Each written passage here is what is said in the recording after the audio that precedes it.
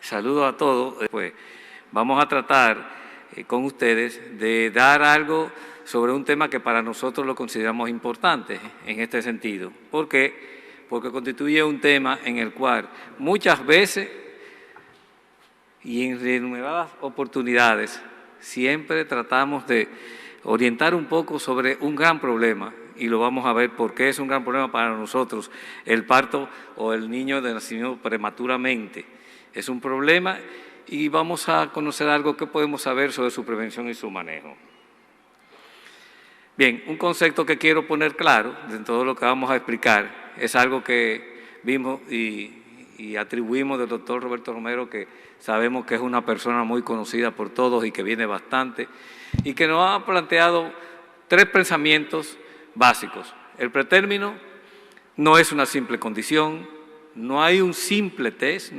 Yo creo que el doctor Fecina que habló pues nos ha dado a entender que no hay un simple test para predecir un parto pretérmino por muchas de las condiciones que ya fueron explicadas, y no hay un solo tratamiento para su manejo. Pero sí tenemos un problema, y es el nacimiento del niño prematuro. Nacen 15 millones en promedio a nivel mundial, y 1 millón de estos mueren, y muchas veces por complicaciones, por asfixia, por problemas pulmonares, por problemas cerebrales. O sea, es un problema el nacimiento de un niño prematuro, y es un problema de salud. Un problema de salud porque se hace una gran inversión cuando un niño de esto nace.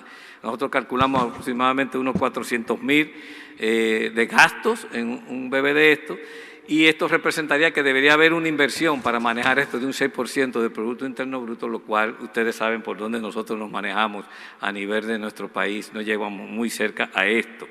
Y sin contar pues el gran costo para los padres, los familiares en ese sentido. Entonces, la prematurez, para reedificarlos un poco, sé que ustedes lo conocen, no es más que hay varias definiciones, como yo comencé diciendo que no todo está dicho. Dentro de una es, pues, se considera que todo niño, que es la que más tradicionalmente tenemos, nace antes de las 37 semanas, constituye ser un prematuro, y que la mayoría de los prematuros, lo que consideramos dentro de ese renglón, están entre las 34, 36 semanas, el 71% de esto.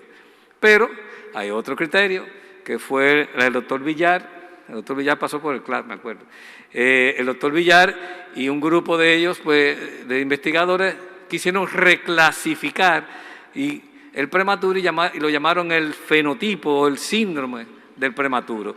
¿Por qué se hizo esa reclasificación? Es para tratar de dar a entender al médico que el nacimiento del prematuro no es por las causas tradicionales que conocemos, sino que ahí interviene el problema materno, el problema de una placenta, el problema del bebé y los problemas de la atención de este recién nacido.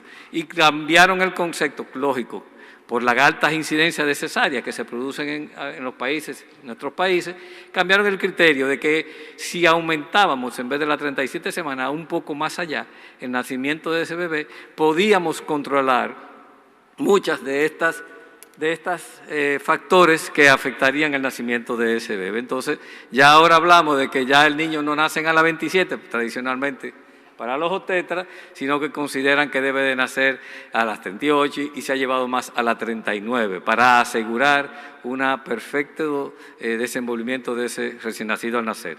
El parto prematuro, como todos conocemos, y es una realidad, en un 45% se produce espontáneo, de ahí vienen los conceptos, por eso cuando comencé, realmente cómo vamos a poder manejar nosotros con algo que se nos presenta, a pesar de todo el tiempo, la inversión y todos los conocimientos que podemos tener, y una parte indicado del 30%, y es el que se considera y se ha clasificado como aquel parto de prematuro iatrogénico, en la cual el médico interviene, tomando la decisión, a veces por alta tecnología aplicada, por estudios que se hacen. Entonces este podría ser tal vez controlado con la adquisición siempre de nuevos conocimientos, de nuevos cambios de atenciones, pero realmente que es un 45%, todavía estamos mucho por poder cambiar de él.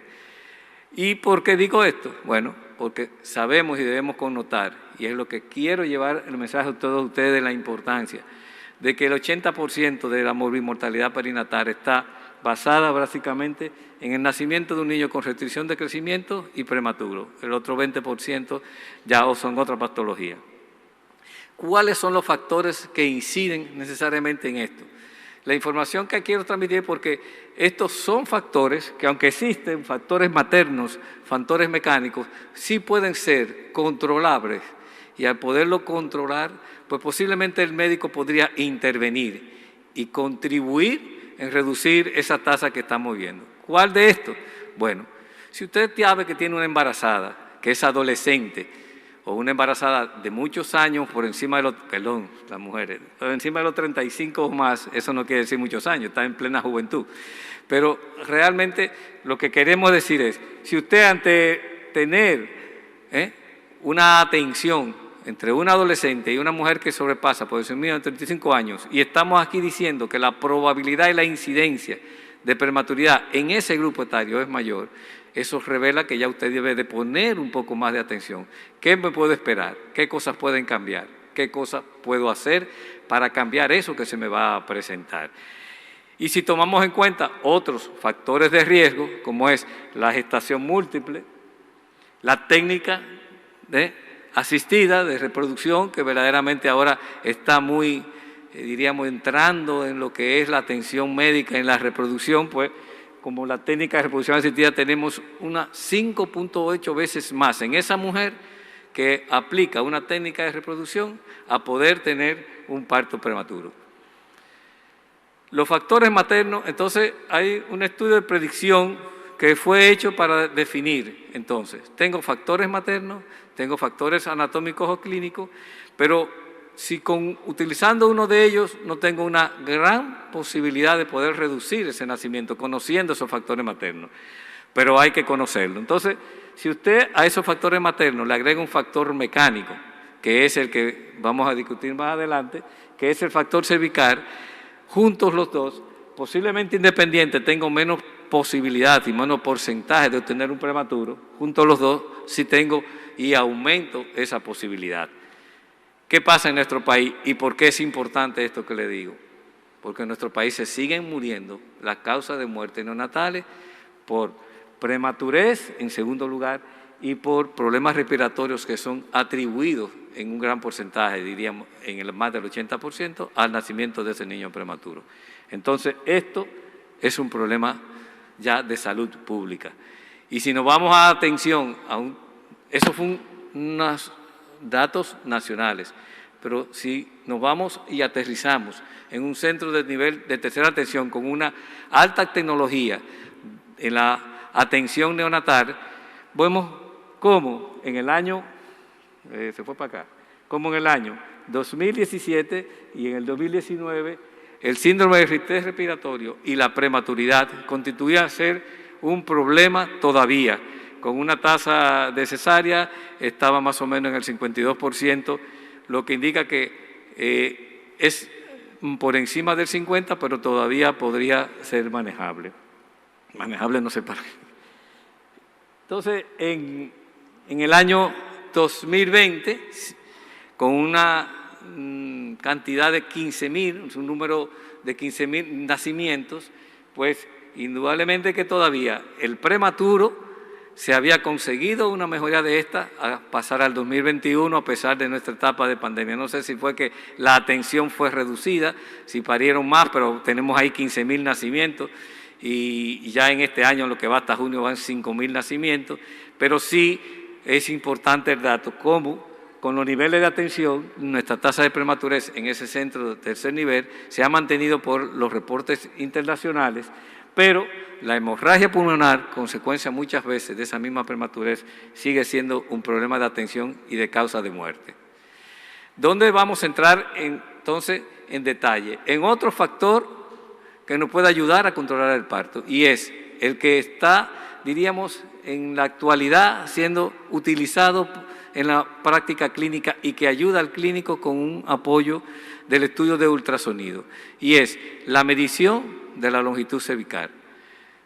Los estudios desde un inicio han demostrado que verdaderamente si usted tiene una longitud cervical por debajo, en una curva, una campana de Gauss, por debajo de los 24, 25 milímetros, la incidencia de la probabilidad de tener un parto prematuro se incrementa grandemente. Entonces, de aquí parte el concepto de por qué en muchos estudios que vemos a continuación y que han sido reproducidos, se ha tomado como un punto de corte los 25 milímetros en una longitud cervical.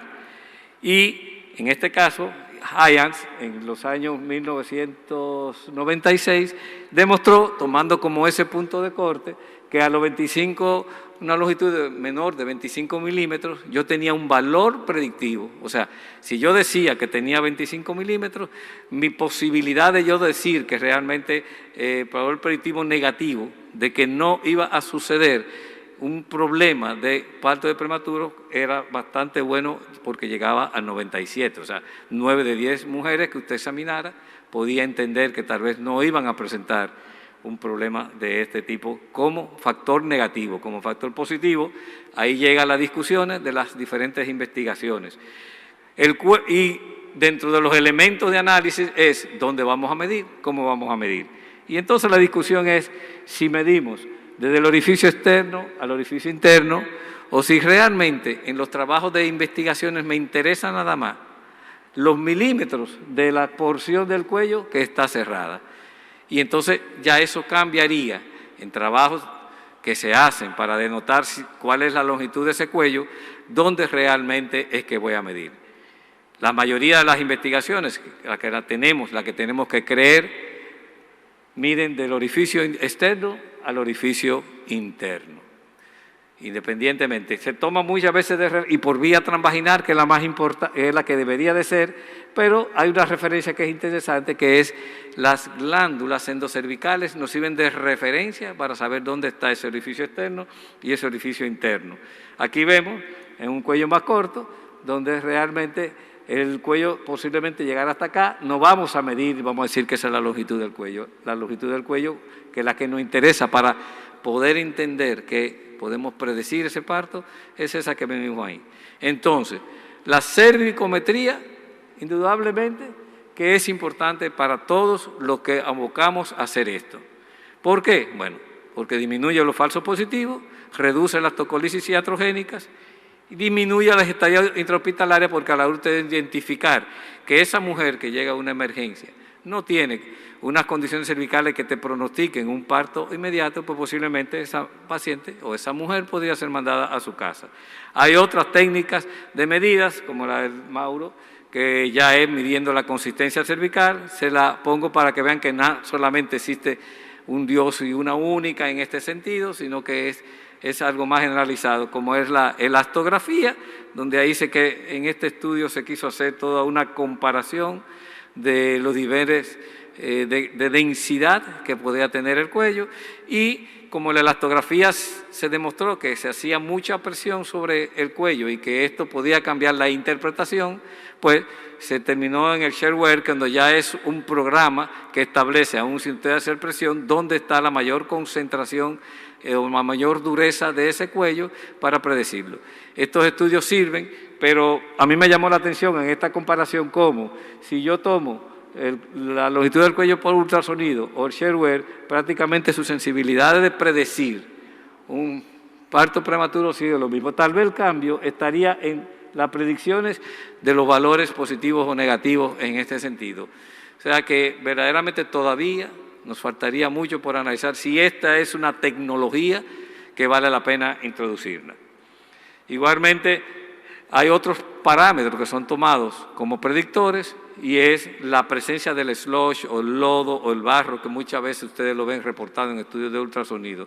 Se le da poca importancia, pero verdaderamente hay que entender que para predicción de un parto pretérmino, hasta la presencia del SLO podría prevenirlo, o por lo menos predecirlo en un 62%. Entonces, ¿qué tenemos? Si ya tenemos una herramienta como factor predictor, aparte de los factores maternos, pues vamos a apelar a un tratamiento. Y eso es lo importante y lo bueno. Tenemos una herramienta de predicción y una posibilidad de un tratamiento.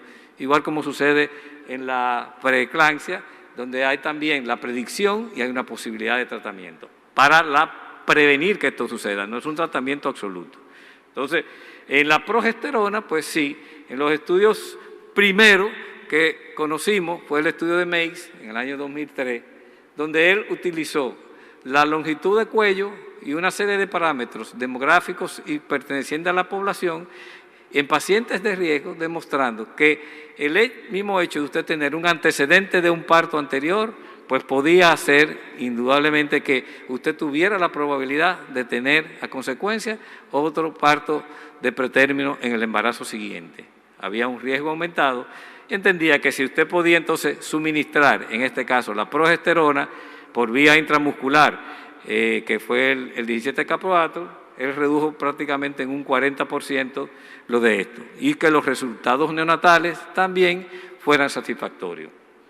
En ese mismo contexto, más o menos para la misma época, ya fue Eduardo Fonseca, hizo un estudio parecido en una población de riesgo también, pero él ahí comenzó a medir la longitud cervical y se dio cuenta que introduciendo la longitud cervical con ese factor de riesgo, pues tenía en el grupo con progesterona un 2.7% menos para poder decir o predecir que ese parto podía suceder.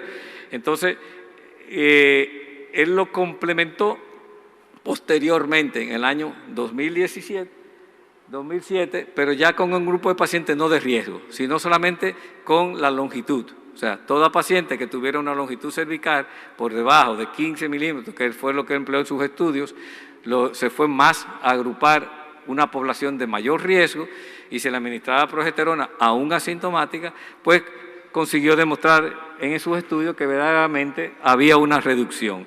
Y concluyó que en las mujeres con cuello uterino corto, asintomática, al tratamiento con progesterona, reduce la tasa de partos prematuros espontáneos.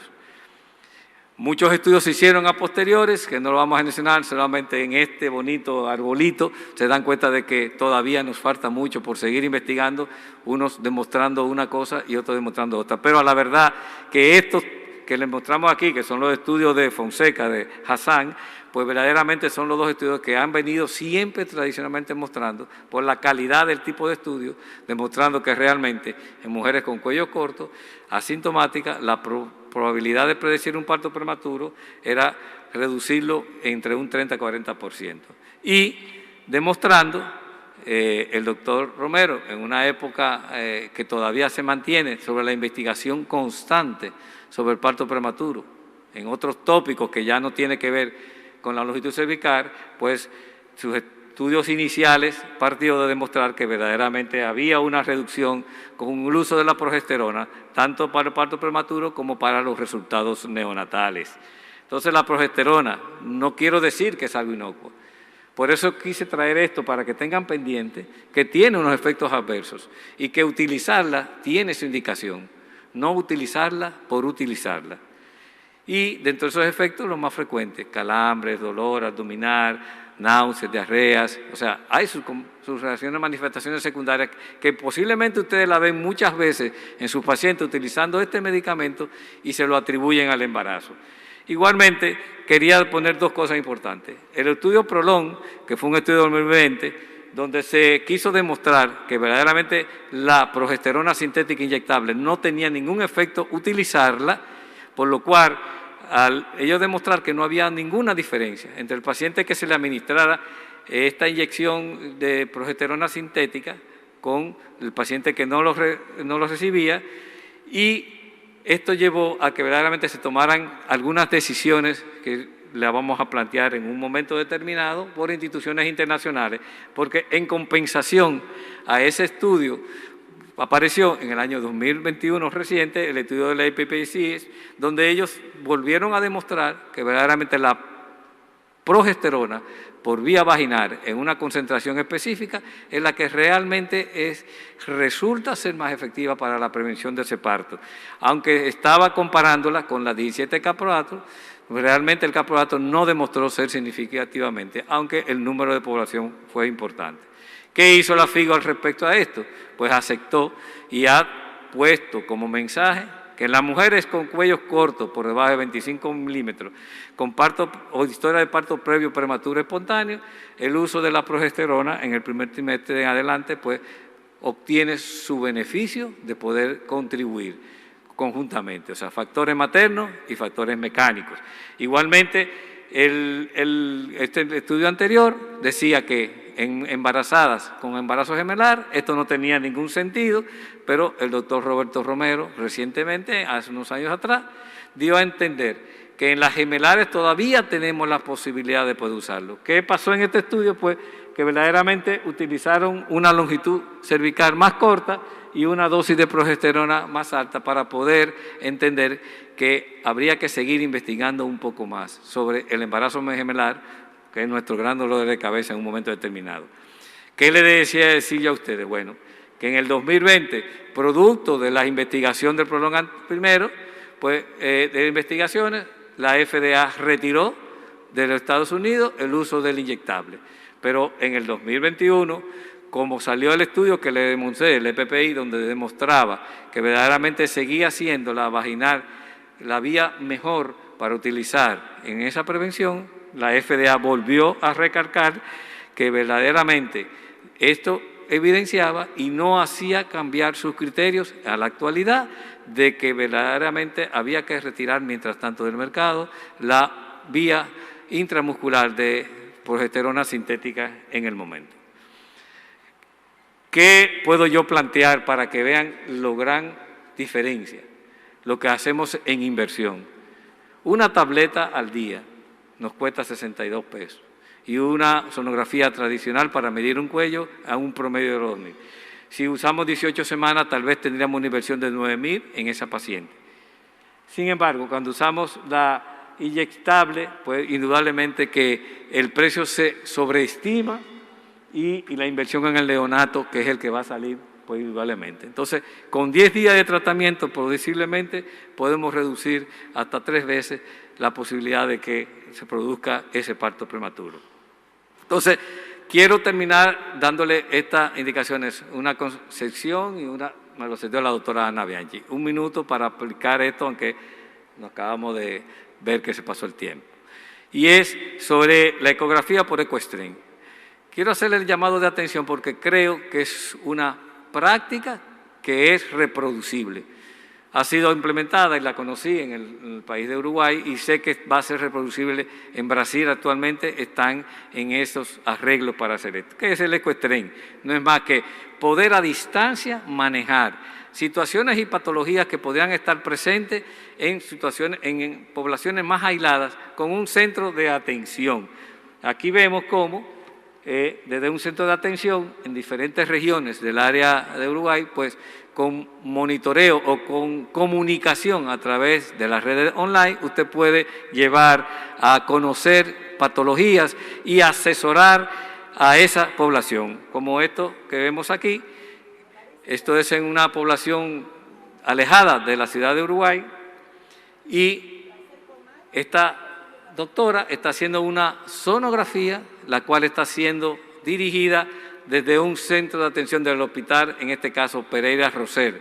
Nos tocó la oportunidad de visitar y conocer esto y vimos cómo realmente desde una doctora que podía estar en Montecristi con una unidad de atención, o sea, la doctora Bianchi, con una unidad de atención como esta, pequeña, puede estar haciendo un estudio y ser dirigido por un experto o una persona en conocimiento verdaderamente.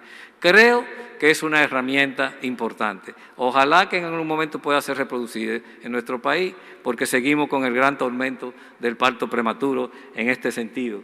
Porque si vemos costos-beneficios, lo tenemos. Y aunque han aumentado los conocimientos y tecnologías, las intervenciones, por ejemplo, y totalmente terapéuticas, deben ser efectivas para poder disminuirlas. Crear guías y protocolos. Dentro de esas podría estar esto, conocer los antecedentes de esa mujer. Es sencillo, eso no cuesta, no es una inversión. ¿A quiénes vamos a tratar? Invitarlo, no podemos dejar de pasar este anuncio del Congreso 10º de Medicina Perinatal en el 2022, para que todos ojalá puedan estar presentes, como dijo el doctor Nina, y que estamos trabajando para que muchas de estas cosas puedan ser entendidas en nuestros países. Los conocimientos nunca se pierden, siempre hay que seguirlos hacia adelante. Muchas gracias para todos.